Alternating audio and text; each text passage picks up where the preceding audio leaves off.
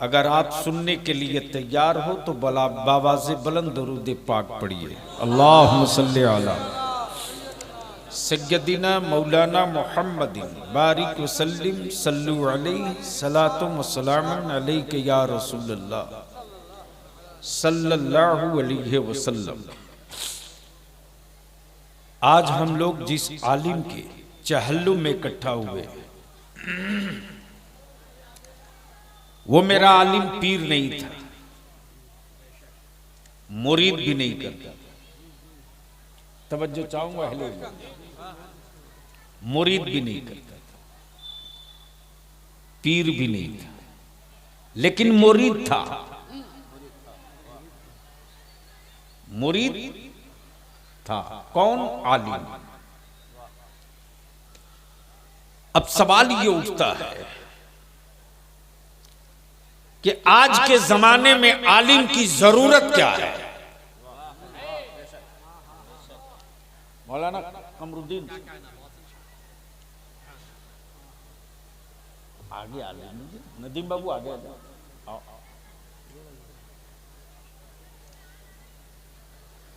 चलिए, आपको लोग देख लेंगे तो हमको कुछ सुन लेंगे।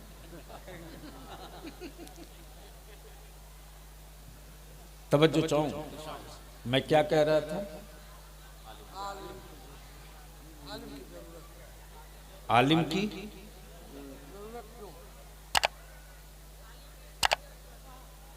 आलिम की क्या जरूरत है?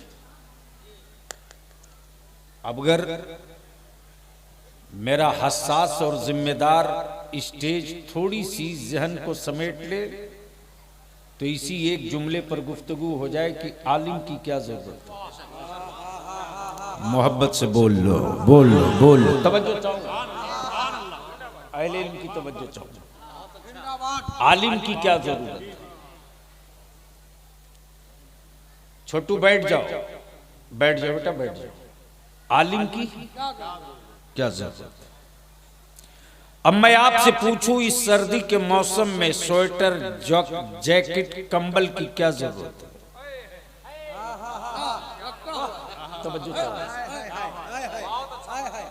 गर्मी के दिनों में एसी, कूलर, पंखे की क्या जरूरत है? मंजिल तक पहुंचने के लिए स्कॉर्पियो, बोलेरो, ट्रेन, जहाज की क्या जरूरत है? आप जवाब देंगे, सर्द मौसम में गर्म कपड़ा मेरे जिस्म की जरूरत है,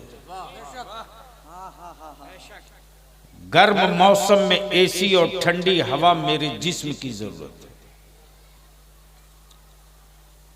रास्ता तय करके मंजिल तक पहुंचने के लिए सवारी की जरूरत है। अब मैं सोचते रहा, कुरान आया कयामत तक के लिए, कुरान आया, किसी को शुबहा? अरे बोलो ना, कोई शक? कुरान आया कयामत तक के लिए,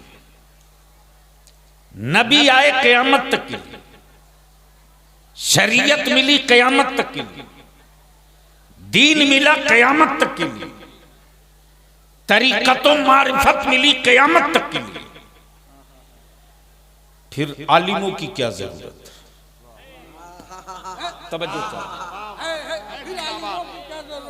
फिर आलिमों की क्या जरूरत? तो कागज के सीने पर लिखी हुई कुरान की आयतें पुकार पड़ी। अगर आलिम नहीं होगा तो कुरान समझाएगा कौन? और फकीह नहीं होगा तो मसला बताएगा कौन? और काजी नहीं होगा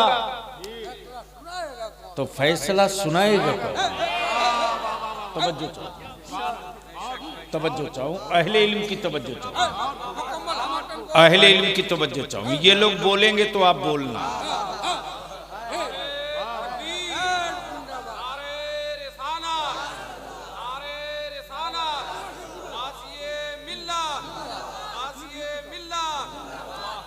फाजिल गिरामी हजरत अल्लामा महबूब साहब ने हमको फोन किया कि ये हादसा हो चुका। थोड़ी देर के लिए यकीन नहीं हो रहा था, लेकिन मैं भी कहीं था बाहर, वरना मैं भी कांधा देने के लिए जरूर आता। इसलिए कि उस आलिम को मैंने उस दौर में देखा है जिस जमाने में किसी आलिम के पास मोटरसाइकिल तक नहीं थी, जिस जमाने में स्कॉर्पियो और बोलेरो तो कोई सोच नहीं सका था, जिस जमाने में आलिम अगर किसी जलसे में जाए तो या तो बस से जाए या ट्रेन से जाए या लटक के जाए। वैसे माहौल में जहां मेरी कौम के लोगों के पास आमदनी के जराए भी बहुत मुख्तसर थे, माफ करना, बराबर जमीन काट कर कुआं खोदना सबको आता है, लेकिन पत्थर का कलेजा काट कर पानी निकालना किसी किसी को आता है।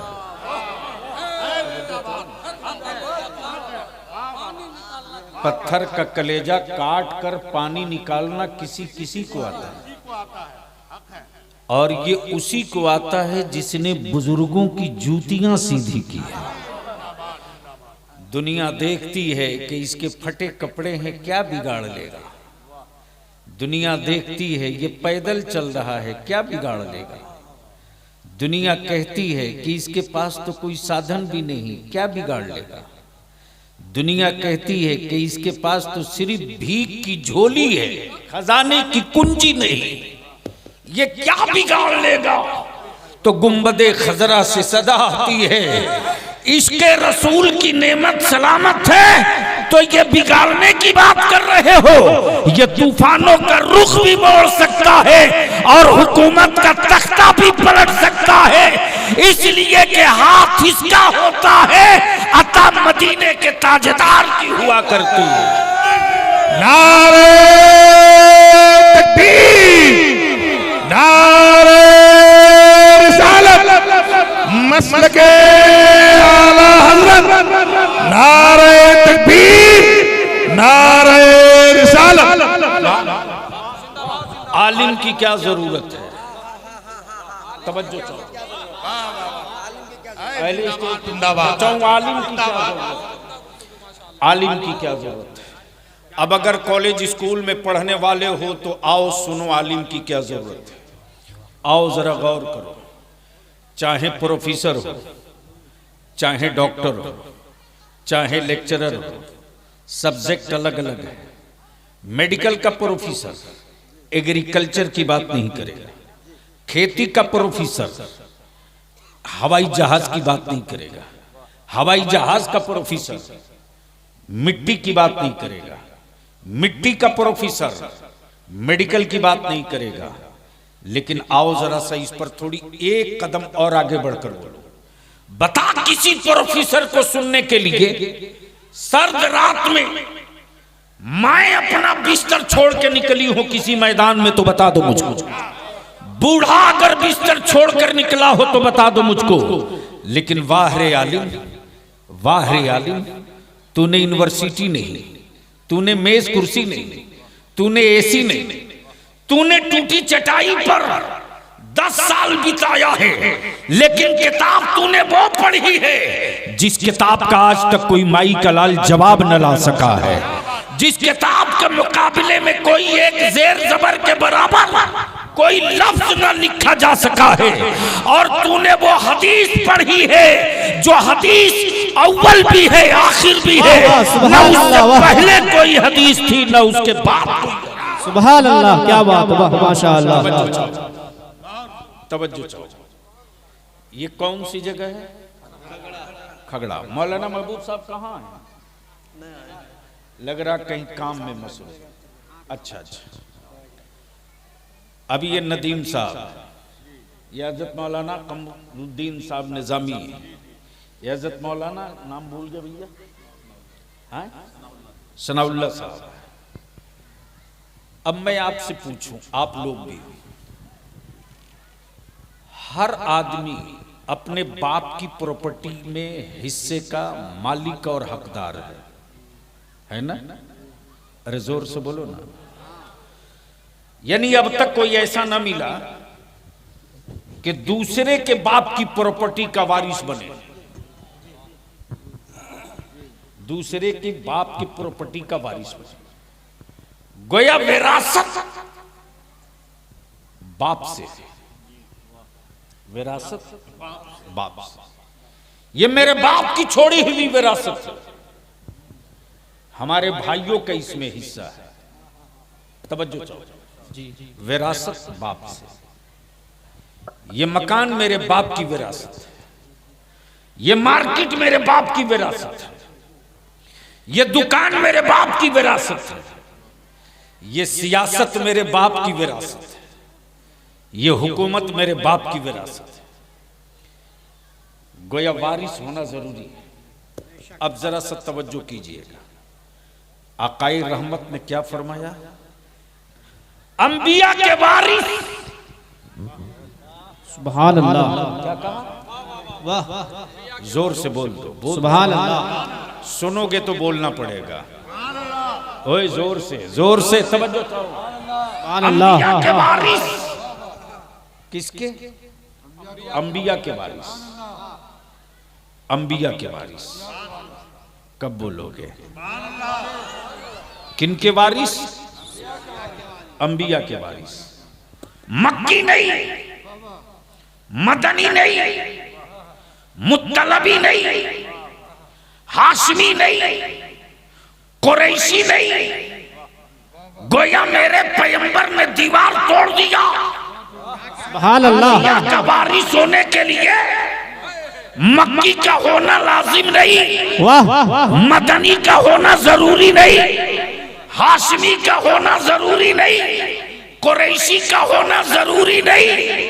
मुल्क कोई हो, शहर कोई हो, वतन कोई हो, कंट्री कोई हो, अगर इल्म के साथ साथ नबी का आशिक है तो वो अंबिया का वारिस है। सुभान अल्लाह। विरासत नबी की, विरासत नबी की, वारिस इमाम आजम, विरासत नबी की, वारिस इमाम शाफी, विरासत नबी की, वारिस इमाम मालिक, विरासत नबी की, वारिस इमाम हम्बल, विरासत नबी की, वारिस गौसे आजम अब्दुल कादिर, विरासत नबी की, वारिस साबिर अलाउद्दीन, विरासत नबी की, वारिस ख्वाजा मोइनुद्दीन, विरासत नबी की, वारिस शाह बरकतुल्लाह, विरासत नबी की, वारिस मोइनुद्दीन, विरासत नबी की, वारिस बरेली का इमाम अहमद रजा। अब बलिया, वाह, सुभान अल्लाह। अब बलिया भी को अर्ज करना। सुभान अल्लाह। वाह, का वारिस होगा वो बिरादरी वाला नहीं होगा, वो बिरादरी वाला नहीं होगा। और जो बिरादरी वाला होगा वो अंबिया का वारिस नहीं होगा। और इसी खौफ से कुफ्र की छातियां फटती है कि भारत में नहीं, पूरी दुनिया में, भारत में नहीं पूरी दुनिया में इस्लाम की अजमतों के तहफ्फुज की चाबी किसी एक जात के पास नहीं रह सकती। अगर आलिम है, अगर आलिम है तो खगड़ा में पैदा होने वाला हदीसुल कादरी आलिम है, तो अंबिया का वारिस हो सकता है।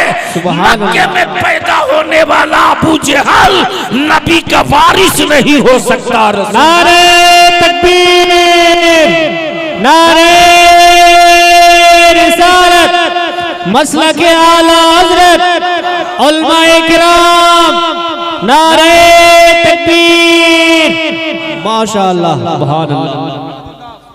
लेकिन आपको कौन समझाएगा? आपको कौन समझाएगा?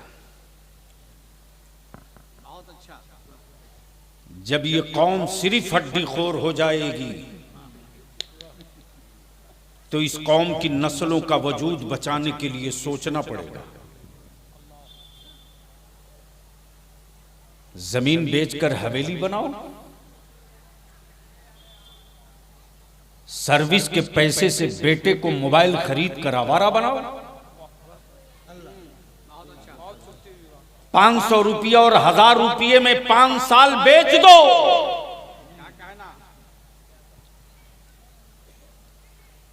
माफ करना, भारत में जो सबसे कीमती चीज है भारतीय डेमोक्रेसी में, वो वोट है। सोने से भी ज्यादा महंगा।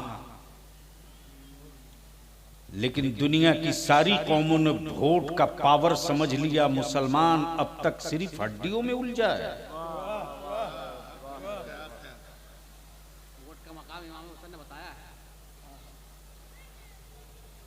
मेरे हुसैन ने तो वोट का वो मकाम बताया है कि कम संख्या बल में रहकर भी जंग कैसे जीती जाती है। सुभान अल्लाह। ये भी समझा दिया।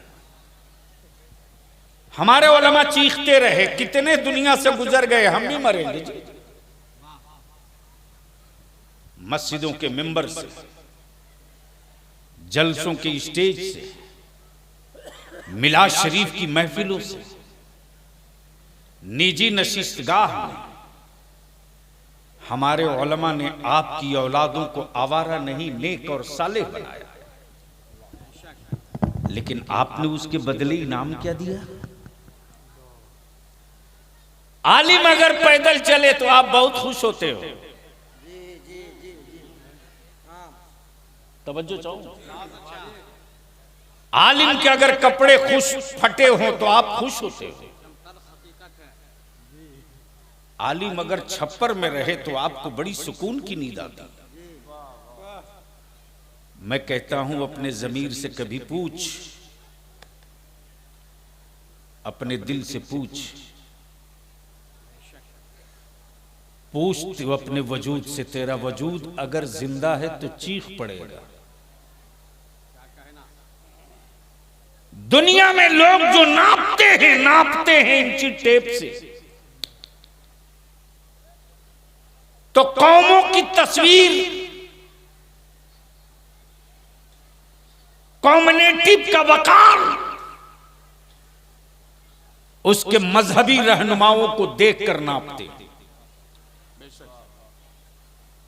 इसलिए बलियाबी का कुर्ता फटा हो तो फटा हो, लेकिन जूता अच्छा पहनता हो। वाह वाह वाह, सुभान अल्लाह। जूता अच्छा पहनता हो ताकि मखमल में रहने वालों तुम देख लो कि तुम्हारे बदन पर उतना कीमती लिबास नहीं है जितना कीमती बलियाबी का जूता। वाह, अरे वाह, सुभान अल्लाह, क्या बात है, माशाअल्लाह। तवज्जो चाहो। आखिर आप ये सोच कब बदलोगे?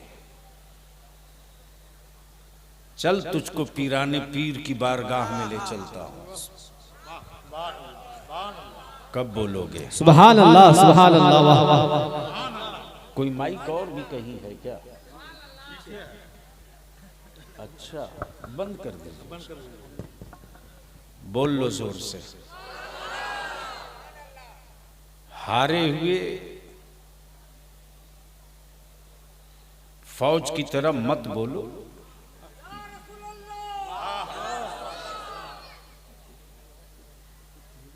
यानी इतना पिटाई के बाद भी एक साथ आवाज नहीं निकल रही है।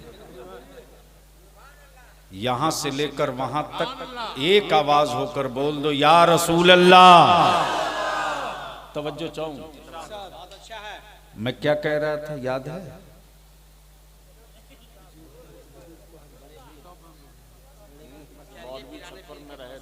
आज तुझको दिखाता हूं पीराने पीर गौसे आजम को। अब तक की तारीख में किसी बादशाह का लिबास उतना कीमती नहीं हुआ। उस जमाने में भी बादशाहों की औकात वैसी नहीं थी कि वो लिबास पहन सके जो मेरे पीराने पीर पहना करते थे। और कुफ्र का रहनुमा देखकर वहीं खुदकशी करने लगता था कि जब इस्लाम के अमीर के लिबास का ये आलम है तो इस लिबास में रहने वाले अमीर का मर्तबा कितना ऊंचा होगा। लेकिन अब तो लिबासों का भी जोग्राफिया बदल चुका है। माफ कीजिएगा, कड़वा सच है।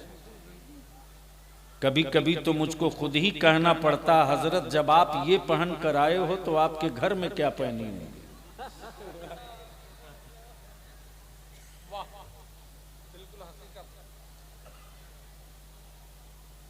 खगड़ा वालों, तुझे नहीं पता रे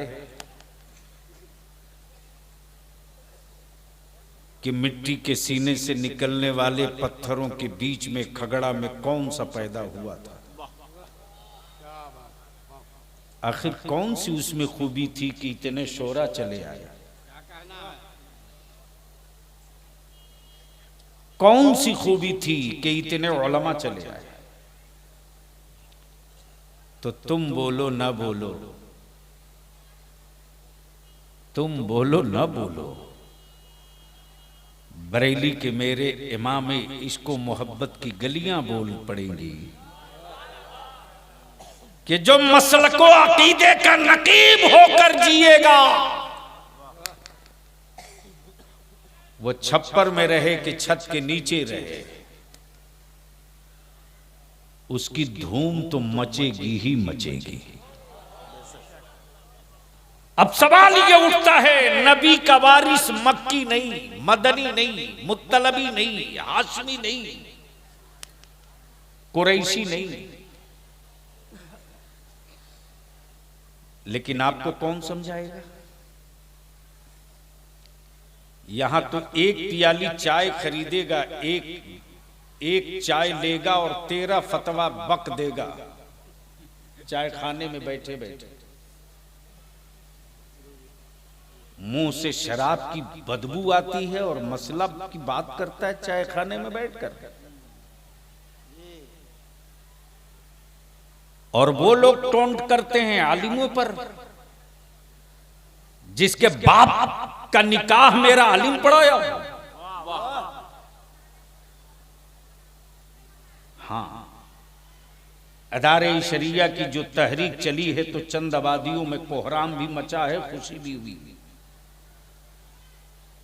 और अल्लाह का शुक्र है गया के इलाके में, कुछ औरंगाबाद के मज़ाफात में, कुछ मुजफ्फरपुर के इलाकों में हमारे आलिमों ने सर जोड़ के फैसला कर लिया कि हम उस बारात के दूल्हे का निकाह नहीं पढ़ाएंगे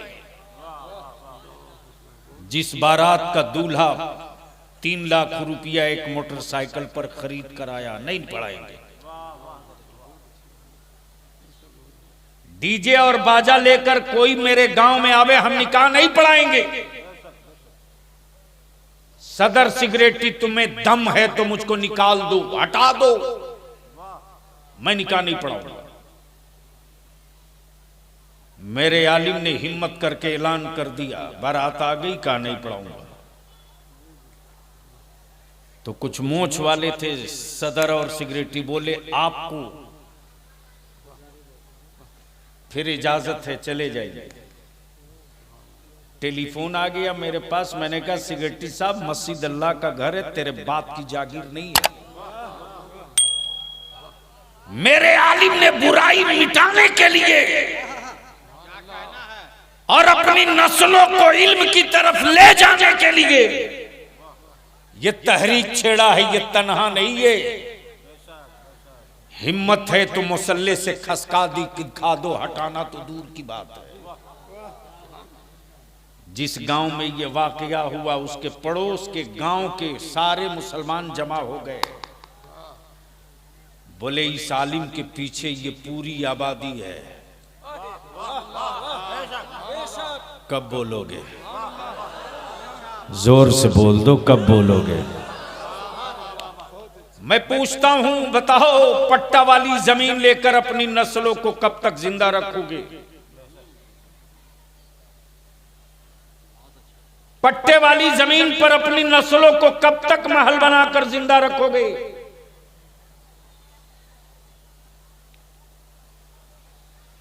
आज जिसे देखो वही आंख दिखा रहा है एनआरसी का, फारसी का।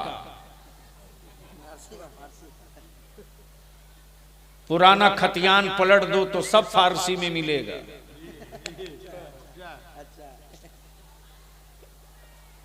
तो जिसके बाप दादा का तैयार किया हुआ खतियान फारसी में हो, वो हमसे एनआरसी की बात करते।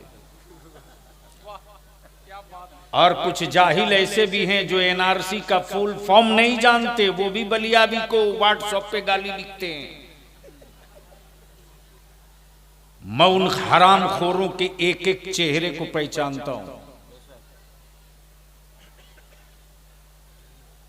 अरे मजबूर तो तूने किया रे, तूने। मेरी औलादों को कमजोर मेरी कौम ने किया है। मेरे बच्चों के हौसले तुमने तोड़े, तुमने। जबान की आवारगी के लिए तूने मेरी औलादों को, मेरी नस्लों को गुलामी की तरफ ढकेल दिया। अगर तुम शादी ब्याह और खुराफात में दौलतें बर्बाद करने के बजाय उसी पैसे का इस्तेमाल करके अपनी औलादों को पढ़ा देते, तो किसी के बाप की औकात नहीं है कि हमसे हिंदुस्तानी होने का सबूत मांगे। मेरी पढ़ी लिखी औलादें उसका कॉलर पकड़ करके उसके हिंदुस्तानी होने का सबूत मांगने लगती।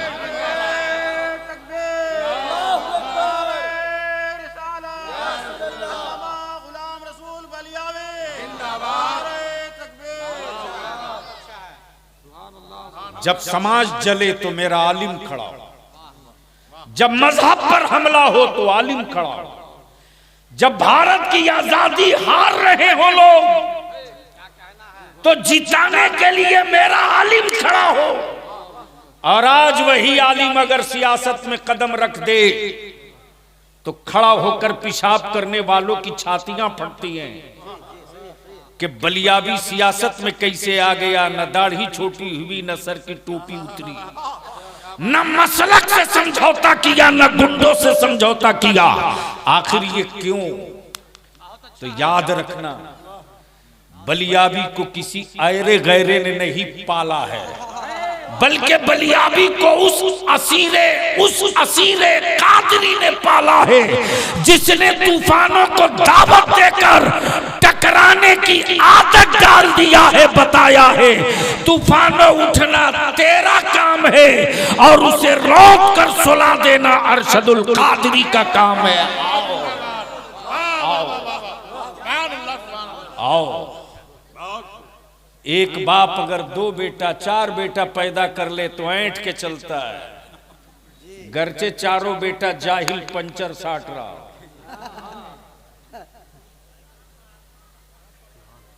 यही औकात है ना, साट रहा पंचर, अब्बा सीना तान के चल रहा, 4 बेटा है। वाह वाह वाह। सोच,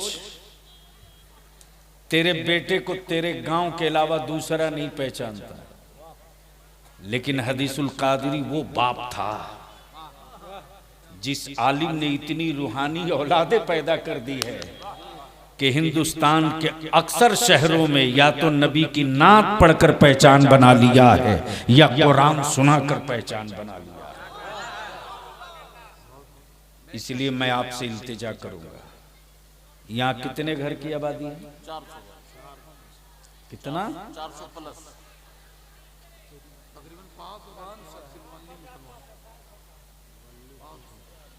मैं ठीक सुन रहा हूँ?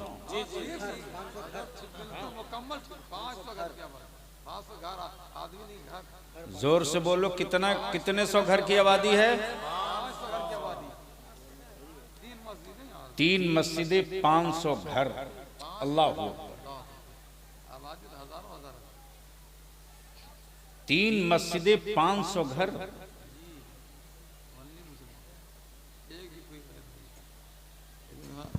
और वैसी आबादी में वो फकीर पैदा ले जो अपनी पीठ पर बोरिया ढोकर रसूलुल्लाह का घर बनावे। खगड़ा वालों, ईद मनाते हो ये सोच करके कि नबी की सुन्नत है, दी हुई नेमत है रब की, रोजा और फितरे का के एवज में अल्लाह ने ये नेमत अता की। हम खगड़ा वालों से सिर्फ एक चीज मांगेंगे, पैसा नहीं, दौलत नहीं। साल में मौलाना हदीसुल कादरी का पूरा गांव मिलकर इस धूम के साथ उर्स करे कि इलाके में एक पैगाम चला जाए कि हम सिर्फ पीरों के मजार पर चादर नहीं चढ़ाते, बल्कि जो बुजुर्गों के मजारों की चौखट की हिफाजत करे उस आलिम का भी उर्स करते हैं, उसकी भी हम जश्न मनाते हैं।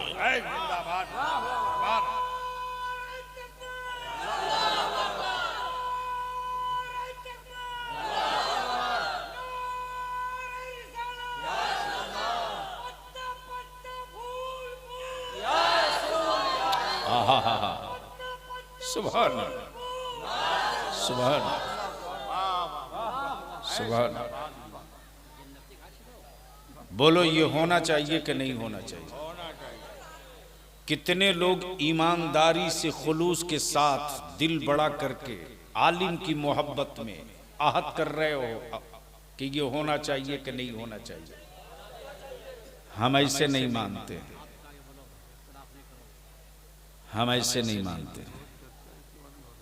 अरे जब सर बचा रहेगा तब ना मोछ खड़ी रहेगी, जब सर ही नहीं रहेगा तो मोछ तेरी कहां बचेगी? बोलो सही है कि गलत?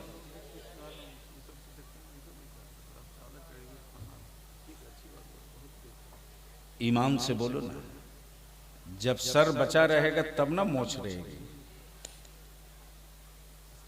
तो कोई ऑफिसर तो तुमने पैदा किया नहीं, बीडीओ, सीओ, डीसी, एसपी तो तुम पैदा किए नहीं कि तेरे गांव में कोई आएगा। लेकिन एक ऐसा आलिम पैदा किए जिसके हजारों शागिर्द हैं, तो उस आलिम की धूम इस शान से मनाओ। आप लोग उधर मत देखो,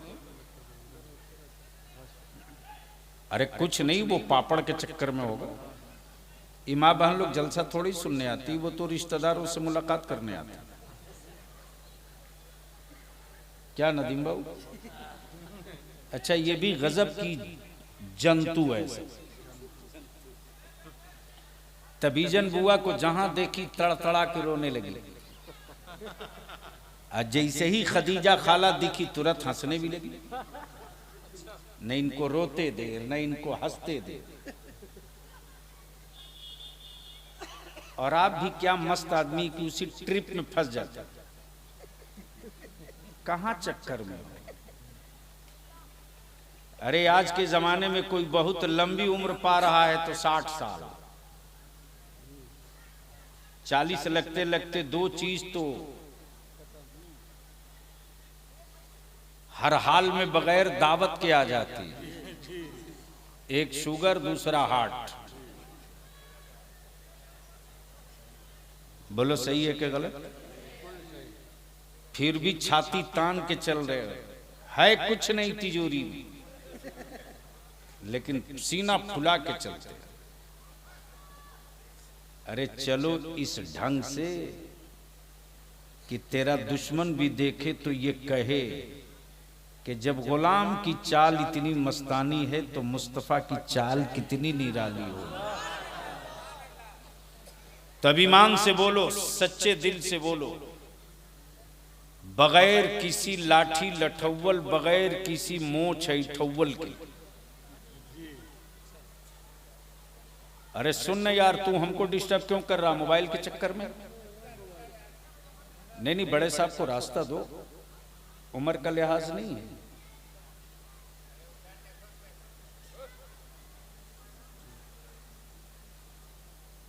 हम जानते हैं कि 500 गैर एक साथ रह लेते हैं, लेकिन 5 मुसलमान अगर एक होकर रह ले तो समझ लीजिए कोई किसी बहुत बड़े बुजुर्ग की दुआ है इस गांव पर।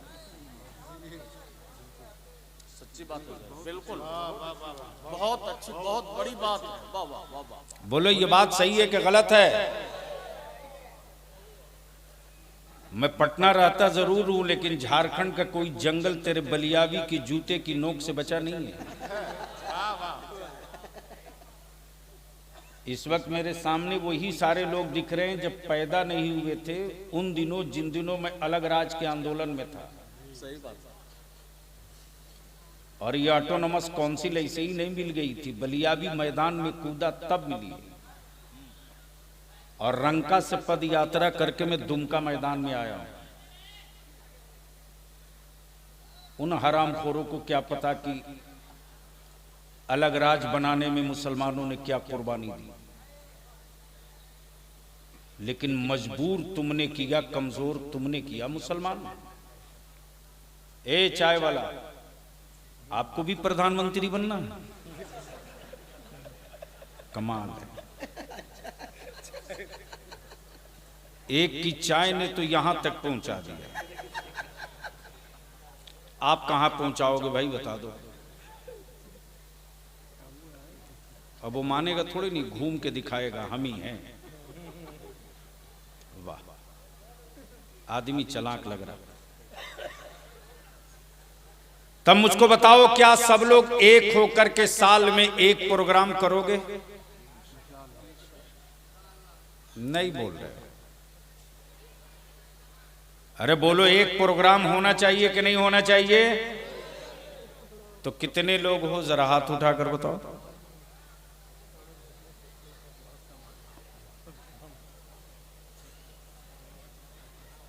उठाए रखो ना, ताकि समझ में आवे कि यहां वाले कितने हैं। यहां वाले टोटल इतने ही थे। आप इस गलतफहमी में मत रहिएगा जिस गलतफहमी में अल्लामा हदीसुल कादरी थी, यानी बलियावी पटना से, हबीबुल्ला मधुपुर से, मौलाना कमरुद्दीन गिरिडीह से, नदीम फैजी मधुपुर से, कोई बंगाल से, कोई कहां से, बांका तक के लोग आए। लेकिन कमाल है साहब कि खगड़ा के लोग रूम से बाहर ना आ सके, और आप दावा ठोकते हो कि मैं जमाने से निपट लूंगा। अरे पहले अपने घर में निपट लो ना। हम आपसे इल्तिजा और गुजारिश करेंगे कि 500 घर की आबादी है। नौजवानों, उस आलिम की याद में एक इजलास करो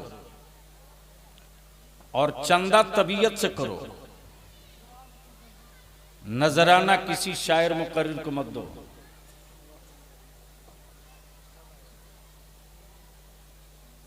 मुझे ये उम्मीद नहीं, यकीन है कि जब आप खुलूस के साथ एक कदम आगे बढ़ोगे तो अहले सुन्नत का आलिम और शायर 10 कदम तुझको आगे बढ़ाने के लिए बढ़ेगा।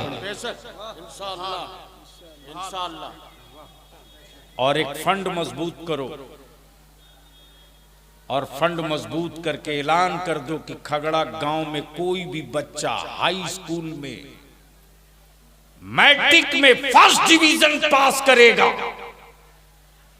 और आगे उसका बाप पढ़ाने के लायक नहीं होगा, तो उस बच्चे की पूरी पढ़ाई का खर्च हमारी कमेटी उठाएगी, उसको पढ़ाएगी, आगे बढ़ाएगी। ये माहौल अगर बना दो तो 5 साल के अंदर अंदर खगड़ा की तस्वीर बदल जाएगी। वरना बेचते रहो वोट, मांगते रहो भीख। बनाते रहो औलादों को जाहिल, मांगते रहो खैरात, बेचते रहो बेटा, सिसकियां सुनते रहो बेटियों की। अगर इस 4 चीज पर कंट्रोल कर लोगे तो सिर्फ 5 साल लगेगा, सिर्फ 5 साल। मालूम है बिहार में क्या क्या हमने कर लिया। कल तक उसी बिहार के किसी थाना में हमारा बच्चा नहीं मिलता था। कौमी इत्तेहाद मोर्चा के अब भी झारखंड के हमारे नायब सदर जनाब रफीक बाबू पालोजोड़ी के शेखपुरा जो बिहार में डिस्ट्रिक्ट है, एक मामला था। उन्होंने बताया कि एक इंस्पेक्टर मुसलमान थाने में मिला, उसने मेरी बड़ी मदद की। मैंने उसको फोन करके शुक्रिया बोला। जैसे ही उसको पता चला बलियावी साहब को फोन है तो खुशी से वो उछल रहा था। कल तक बलियावी कमजोर था, हमारे पास अफसर नहीं थे, बीडीओ नहीं, सीओ नहीं, डीएसपी नहीं, एसपी नहीं, डीसी नहीं, लेकिन पूरी ताकत लगाई गई। हुकूमत ने मदद की, हुकूमत के पैसे से कोचिंग का इंतजाम हुआ। इन साल 108 मुसलमान के बेटे और बेटियां 108 बीपीएससी कंप्लीट की। अब जिस थाने और जिस ब्लॉक में फोन करता हूं, बच्चे हमारे कहते हैं हजरत इस वक्त मैं इसी ब्लॉक में हूं, आप हुक्म फरमाएं, मैं काम करूंगा। जब तक आदमी नहीं पैदा करोगे भीख मांगोगे, जब तक अफराद नहीं पैदा करोगे कटोरा तेरे हाथ में होगा।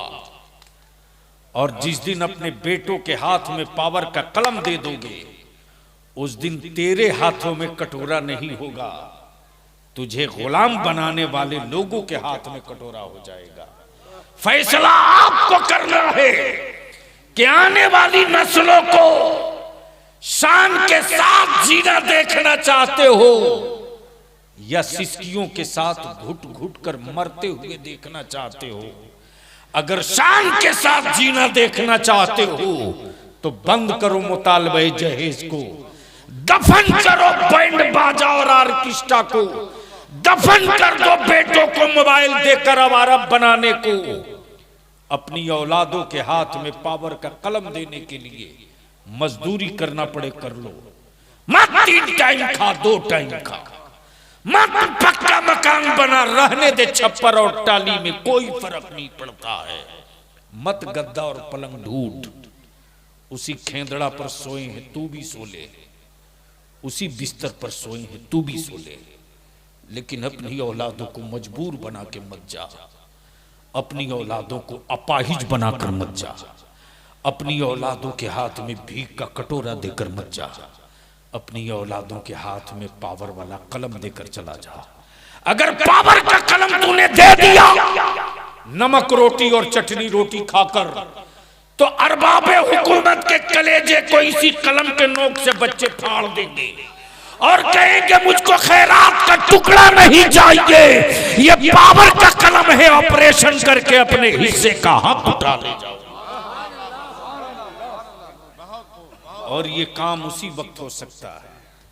हमने तो देखा है, दारू पीकर ट्रक से गिर के मर गया तो शहीद चौक, शहीद चौक इसी झारखंड में 1 2 नहीं 50 जगह दारू पीकर ट्रक से गिरा मर गया शहीद चौक। और हमारे यहां एक से एक कालीन, एक से एक कालीन, एक से एक मुफ्ती, एक से एक मुफ्ती, एक से एक कालीन, जिसने अपनी जिंदगी की हर सांस अकीदे अहले सुन्नत और मसल के आला हजरत के लिए वफ कर दिया। जब वो गुजरा है तो उसके कमरे से 2 पुरानी लुंगी, टूटा हुआ लोटा, फटा हुआ कुर्ता, सिली हुई शेरवानी, बोसीदा टोपी मिली है। आप अंदाजा करो कि जिस कौम ने अपने मजहबी रहनुमाओं का मेयार ये तय किया हो, उस कौम को दुनिया न खरीदे तो फिर कौन खरीदेगा। और जो कौम अपने मजहबी पेशवाओं की इक्तदा और उसको अपना रहनुमा मानकर चल दे, याद रखना अलग अलग नमाज पढ़ोगे तो नमाज का सवाब मिलेगा, और अपने बीच से किसी एक को आगे बढ़ाकर जमात खड़ा कर लोगे तो नमाज का भी सवाब मिलेगा, जमात का भी सवाब मिलेगा। मुसलमान कब तक अलग अलग तू नमाज पढ़ेगा रे? जमाना कहां से कहां चला गया। सारी कौमों ने अपनी जमात बना ली, जंगल के रहने वालों ने अपनी जमात बना ली, भीख मांगने वालों ने अपनी जमात बना ली, रिक्शा चलाने वालों ने अपनी जमात बना ली, मोटिया और मजदूरी करने वालों ने अपनी जमात बना ली। ईमान वाला बता, जिस पैगंबर ने तुझको जमात के साथ एक इमाम अता किया हो, तुमने अपने इमाम का गला घोटकर जमात को टुकड़े टुकड़े कर दिया, जात के नाम पर बांट दिया, बिरादरी के नाम पर बांट दिया, अमीर और गरीब के नाम पर बांट दिया। अल्लाह के वास्ते ये मेरे उलमा हैं, इनको बिरादरी की रस्सी में मत बांधो, इसको खानदान की रस्सी में मत बांधो, इसे किसी के बेटे की रस्सी में मत बांधो, ये अंबिया का वारिस है, इसे अंबिया का वारिस रहने दो। अगर अंबिया का वारिस मान लोगे तो फिर बिरादरी और खानदान का फर्द नहीं मानोगे, मुस्तफा का वारिस मान लोगे। तब हदीस पाक है कि जिसने आलिम से मुसाफा किया, आका फरमाते उसने मुझसे मुसाफा किया। जो आलिम के साथ बैठा वो मेरे साथ बैठा। इसलिए मेरे अजीज हजरत अल्लामा मौलाना हदीसुल कादरी ने अहले सुन्नत के लिए, मदरसों के लिए, मसाजिद के लिए उस आलिम को मैंने दर दर की खाक छानते देखा है, बिल्डिंग बनाने के लिए पीठ पर सीमेंट की बोरी उठाते देखा है। जिस आलिम ने अपनी जिंदगी के वो निशान छोड़े हैं कि आज उन्हीं छतों के नीचे से हाफिज कुरान भी निकल रहा है, आलिम दीन भी निकल रहा है, मुस्तफ़ा का मद्दाह भी निकल रहा है। तो हम पर, आप पर भी ये लाजिम है कि खानदान से ऊपर उठकर मोच की बात ना करके इंसाफ की बात करके जमाने को बतावे कि जब तुम शराब पीकर ट्रक से गिरने वाले की शहीद चौक मना सकते हो तो मुस्तफ़ा के दीन की तबलीग करने वाले की हम शानदार यादगार बना के दिखा सकते हैं। इसलिए कि हम जीने के लिए नहीं जीते हैं, हम तो सिर्फ मुस्तफ़ा के मदीने के लिए जीते हैं। अल्लाह ताला अमले खैर की तौफीक रफ़ीक अता फरमाए। यार जिंदा सोहबत बाकी।